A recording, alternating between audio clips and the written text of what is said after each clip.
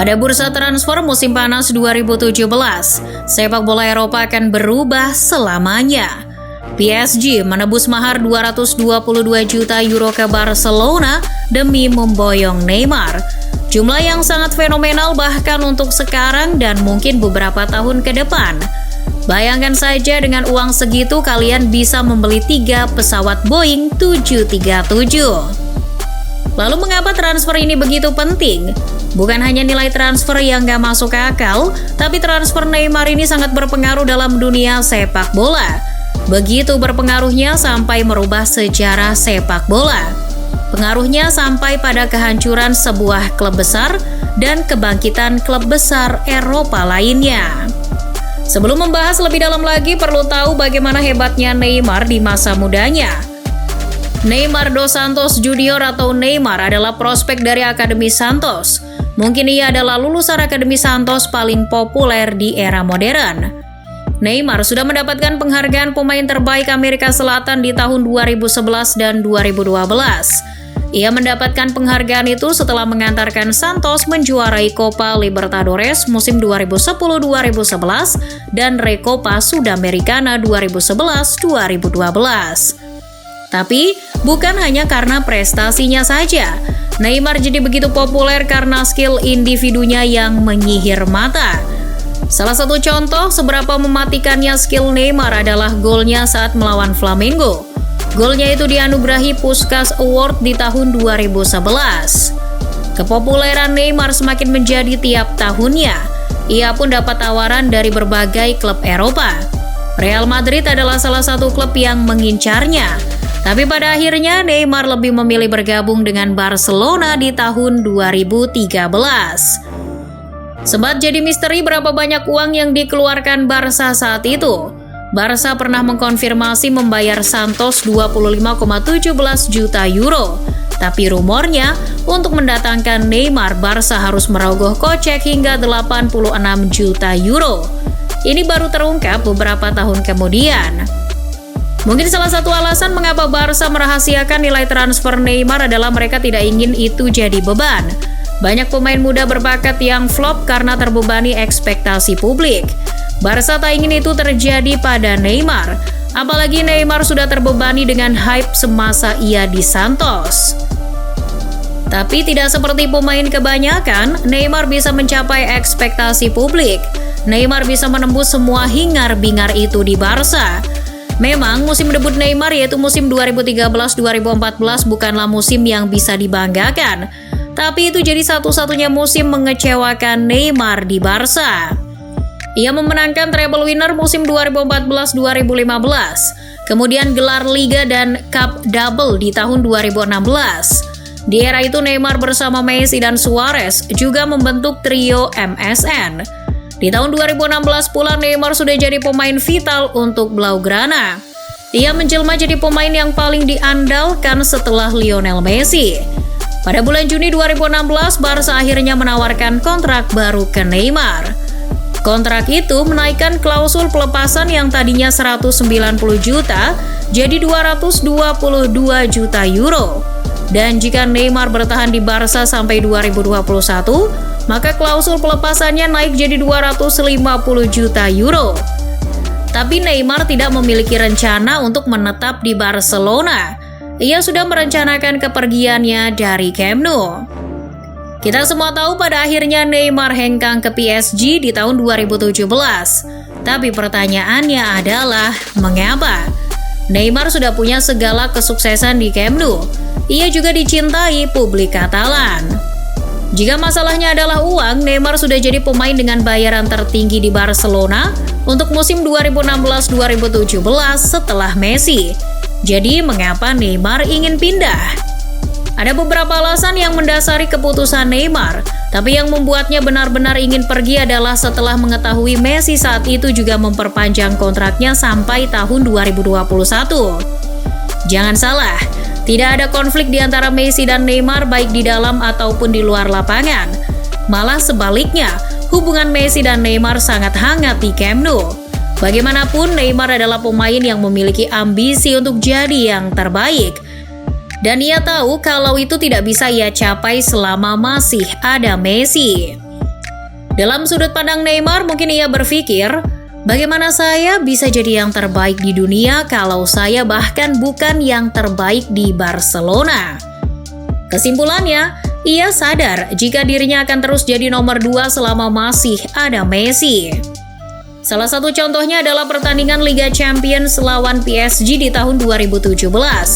Di leg pertama, Barca kalah 4-0. Tapi di leg kedua secara heroik Blaugrana bisa comeback. Itu jadi salah satu comeback terepik dalam sejarah Champions League, dikenal dengan nama La Remontada. Di situ Neymar menciptakan penalti untuk gol ketiga, lalu mencetak 2 gol di menit 88 dan 90. Kemudian Neymar memberikan assist untuk gol kemenangan yang dicetak Sergi Roberto. Barca pun bisa menang 6-1 untuk menciptakan keunggulan agregat 6-5. Barca lolos ke babak selanjutnya dan berkat performanya itu, Neymar pantas disebut pahlawan. Tapi siapa yang mendapat pujian terbesar publik Camp Nou? Ya, Messi. Presiden PSG, Nasser Al-Khelaifi, mengendus ketidakpuasan Neymar itu. Ia pun mengambil kesempatan ini untuk melancarkan proyek belanja besar-besaran PSG. Neymar adalah pilihan paling cocok untuk PSG. Belum lagi saat itu usia Neymar masih 25 tahun. Neymar akan jadi pemain sempurna untuk proyek besar jangka panjang Al-Khelaifi. Barca sebenarnya tidak mau menjual Neymar. Itulah mengapa mereka memagari Neymar dengan klausul pelepasan sebesar 222 juta euro. Jumlah yang tidak mungkin dijangkau oleh klub manapun. Tapi bagi Nasser Al-Khelaifi yang punya backingan negara Qatar, uang bukanlah masalah. Menebus klausul Neymar adalah hal sepele baginya. Dengan koneksinya di Qatar, Nasser Al-Khelaifi langsung mendatangkan sejumlah sponsor seperti Bank Nasional Qatar, Otoritas Pariwisata Qatar, bahkan perusahaan Telkom Ooredoo ditarik jadi sponsor. Untuk menambah pemasukan, Neymar juga didapuk sebagai brand ambasador untuk Piala Dunia 2022. Cara Nasser Al-Khelaifi memang tergolong licik, atau lebih tepatnya cerdik. Ia bisa mengakali FFP sebab FFP hanya menghukum klub yang mengeluarkan dana belanja lebih banyak daripada pendapatan. Dengan menghadirkan sponsor-sponsor baru, tidak hanya PSG mampu membayar 222 juta euro untuk Neymar, tapi PSG juga mampu membayar 30 juta euro gaji dan 40 juta euro bonus tanpa buat kantong jebol. Semua itu tidak lebih dari 65% dari pendapatan mereka. Transfer sebesar 222 juta euro pun itu sah. Sebagai catatan, rekor transfer saat itu adalah Paul Pogba dari Juventus ke Manchester United senilai 105 juta euro. Transfer Neymar tidak hanya memecahkan rekor, tapi lebih dari 2 kali lipat rekor sebelumnya. Banyak yang mengkritik transfer ini, salah satunya Presiden La Liga Javier Tebas. Dikutip dari New York Times, ia berkata, ada klub yang tidak peduli dengan pendapatan real mereka. Ketika mereka mendatangkan pemain, mereka akan menerima pendapatan dari negara. Pelatih legendaris Arsene Wenger juga mengecam UEFA karena membiarkan PSG lolos sanksi FFP. Baginya PSG adalah klub yang dimiliki sebuah negara dan nilai transfer Neymar sangat tidak rasional. Ketika sebuah negara memiliki klub, semuanya jadi mungkin. Jadi begitu sulit untuk menghormati peraturan FFP karena Anda punya begitu banyak cara untuk mendatangkan pemain besar dan mewakili sebuah negara. Tahun kemarin kita melewati batas 100 juta euro. Kemudian tahun ini kita melewati batas 200 juta euro. Ini sudah di luar rasionalitas. Terlalu panjang jika membahas soal kontroversi transfer Neymar ini. Terlepas dari banyaknya kritik yang menyebut PSG dimiliki Qatar, niat PSG sama seperti klub-klub lainnya, yaitu meningkatkan performa klub dengan mendatangkan pemain top. Tapi nyatanya Neymar memberikan dampak yang jauh lebih luas dari itu. Majalah Prancis L'Equipe menyebutkan Neymar mendatangkan uang yang banyak ke Ligue 1, Ligue 2, dan French League Cup. Ini dapat dari kesepakatan dengan channel televisi. Kesepakatan tersebut berlangsung selama 6 tahun dari musim 2018-2019 sampai 2023-2024 dengan nilai 33 juta euro per tahun. Jauh lebih banyak dari kontrak sebelumnya yang hanya 13 juta euro per tahun. Federasi Liga Prancis atau LFP juga mendapat keuntungan lain. Mereka mendapatkan dana segar sebesar 80 juta euro per tahun dari kesepakatan hak siar internasional. Kesepakatan itu berlangsung sampai tahun 2024. Secara garis besar, Neymar memiliki pengaruh lebih besar daripada David Beckham dan Zlatan Ibrahimovic di PSG dan Ligue 1. Efek Neymar tidak sampai di situ. Pengaruh transfer ini merambat sampai Barcelona. Blaugrana yang kehilangan Neymar merasa harus mencari penggantinya secepat mungkin. Pilihan utama mereka adalah Ousmane Dembele yang dibeli dari Dortmund dengan harga 115 juta euro. Barca juga membeli Nelson Semedo dari Benfica, Gerard Deulofeu dari Everton, dan Paulinho dari klub Cina Guangzhou FC. Tidak kurang dari 80 juta euro dikeluarkan untuk membeli 3 pemain itu. Tapi performa Dembele dan lainnya tidak memuaskan. Barca yang baru saja dapat uang 222 juta euro langsung gelap mata. Membeli pemain mahal berubah jadi obsesi. Di pertengahan musim 2017-2018 mereka membeli Philippe Coutinho dari Liverpool dengan harga 150 juta euro. Seperti yang bisa ditebak, Coutinho juga flop. Di sisi lain, Liverpool kena efek berantai ini. The Reds yang dapat rezeki nomplok setelah menjual Coutinho ke Barca menggunakan uang dengan bijak. Jurgen Klopp langsung membeli Virgil van Dijk. Kemudian di musim setelahnya dengan uang yang tersisa, Liverpool membeli Alisson, Naby Keita, dan Fabinho. Tidak seperti Barca, Liverpool menggunakan uang untuk memperkuat lini yang benar-benar lemah. Saat itu semua orang tahu betapa lemahnya pertahanan Liverpool. Contohnya di final Champions League 2017-2018 lawan Real Madrid yang diwarnai blunder memalukan Karius. Selain itu, kepergian Coutinho juga memberikan ruang Sadio Mane untuk bermain. Jika Coutinho masih bermain di Liverpool, mungkin kita tidak tahu betapa hebatnya Sadio Mane. Liverpool juga menciptakan trio paling mematikan di Inggris saat itu bersama Mohamed Salah dan Firmino. Van Dijk, Alisson, Fabinho, dan Mane terbukti jadi pembelian tersukses Liverpool. Mereka adalah kunci kesuksesan Liverpool di era modern. Dan ini semua berkat transfer Neymar ke PSG. Tanpa ada uang dari penjualan Coutinho ke Barcelona, mungkin Liverpool tidak akan mampu membeli 3 pemain tersebut.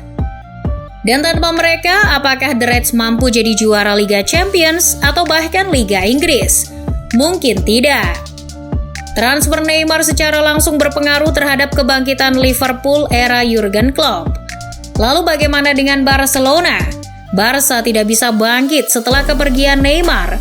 Pemain yang dibeli dengan maksud menggantikan Neymar tidak ada yang berhasil. Uang 222 juta euro dibelanjakan dengan sia-sia.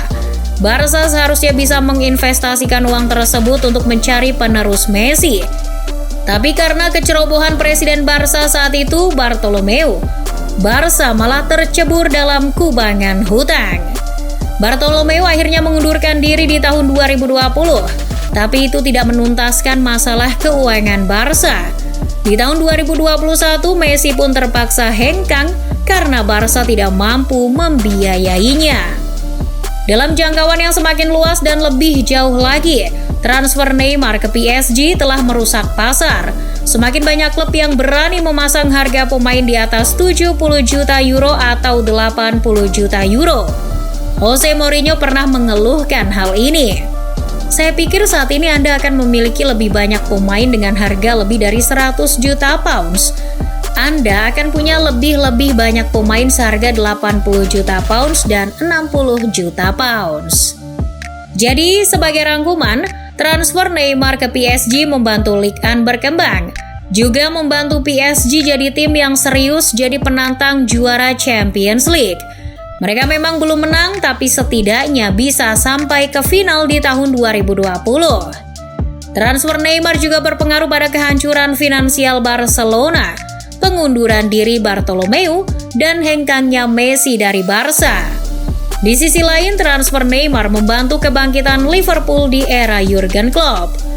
Liverpool jadi bisa juara Liga Inggris untuk pertama kalinya sejak era Premier League, juga Champions League untuk yang pertama kalinya sejak 2005. Dan yang terpenting, transfer Neymar merusak pasar transfer selamanya.